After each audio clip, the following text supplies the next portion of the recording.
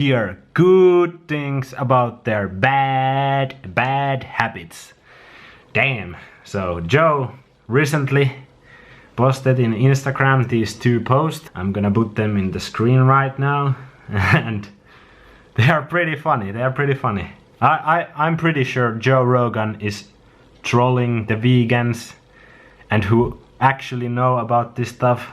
I'm pretty sure he's trolling us, or if not, he has this Mark guy's dick too far up in his ass or something, because this doesn't make any sense. So he links this Time article here and then uses #science.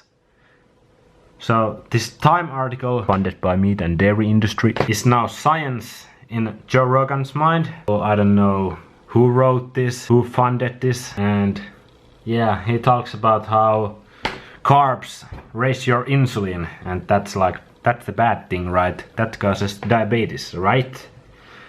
Like pasta, grains, fruit, starchy vegetables. Basic carbohydrate sources has gone up since 70s. But what about the meat? Has that gone up? How about the fat? Has that gone up recently? Processed food, has that gone up? Because I thought Americans aren't really eating starchy vegetables, fruits, grains enough. So what's the deal here? Let's look into some real science here. Medical doctor McGregor from nutritionfacts.org is gonna look into real studies, so check it out. If you take young healthy people, split them up into two groups, half on a fat-rich diet and half on a carb-rich diet, within just 2 days, this is what happens. The glucose intolerance skyrockets in the fat group. In response to the same sugar challenge, the group that had been shoveling in fat ended up with twice the blood sugar. As the amount of fat in the diet goes up, so does our blood sugar spikes. What if there's enough insulin, but the insulin doesn't work? The key is there, but something's gummed up the lock. This is called insulin resistance. Our muscle cells become resistant to the effect of insulin. What's gumming up the door locks in our muscle cells, preventing insulin from letting sugar in? Fat. What's called intramyocellular lipid, fat inside our muscle cells. Fat in the bloodstream can build up inside the muscle cell, creating toxic fatty breakdown products and free radicals that can block the signaling pathway process. So no matter how much insulin we have out in our blood, it's not able to open the glucose gates and blood sugar levels build up in the blood. One hit of fat can start causing insulin resistance, inhibiting glucose uptake after just 160 minutes. Same thing happens to teens. You infuse fat into their bloodstream, it builds up in their muscles and decreases their insulin sensitivity, showing that increased fat in the blood is an important contributor of insulin resistance. And then you can do the opposite experiment. Lower the level of fat in people's blood, and the insulin resistance comes right down. Clear the fat out of the blood, and you can clear the sugar out of the blood. So that explains this finding. On a high-fat, ketogenic diet, insulin doesn't work very well. Our bodies become insulin resistant.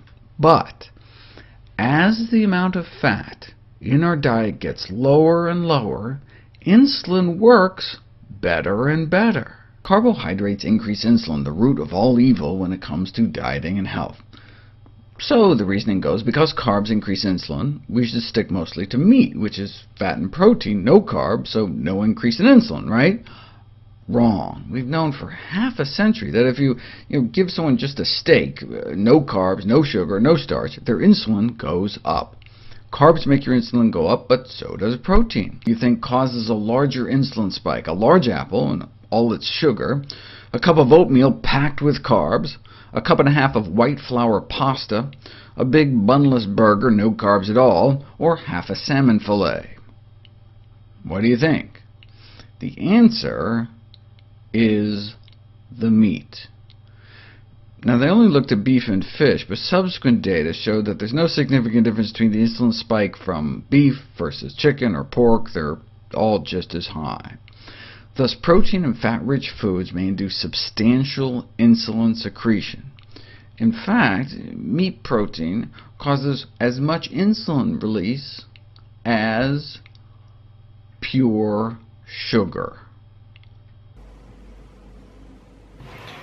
Hashtag science. I'm gonna leave link all of those videos so you can go watch them fully. Don't just take this video for answer.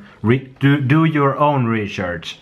And this is why I'm doing this video, because Joe Rogan has huge following on social media. A lot of young guys and middle-aged guys who could really use some help with this stuff, because there is huge problem with diabetes, heart disease, and then Joe Rogan puts this stuff in here, and I bet most of the guys take this as a word, like this is the science now, and they believe him without doing any research on their own. And the funny thing is, like, he talks about this outdated data that we dorks, hashtag dorks or hashtag cult uses. Is your anatomy or physiology different than your grandparents or your parents or grandparents' parents?